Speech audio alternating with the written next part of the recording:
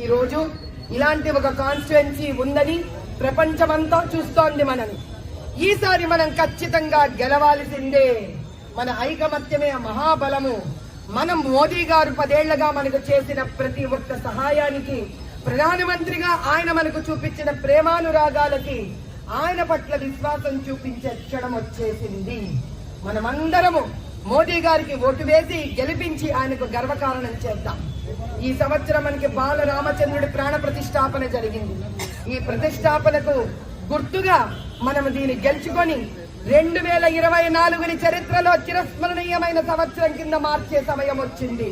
జై బోలో భారత్ మాతా కి జై बोलो मोदी सरकार के अब की बार अब की बार अब की बार हम सब मोदी परिवार, हम सब मोदी परिवार, हम सब मोदी परिवार।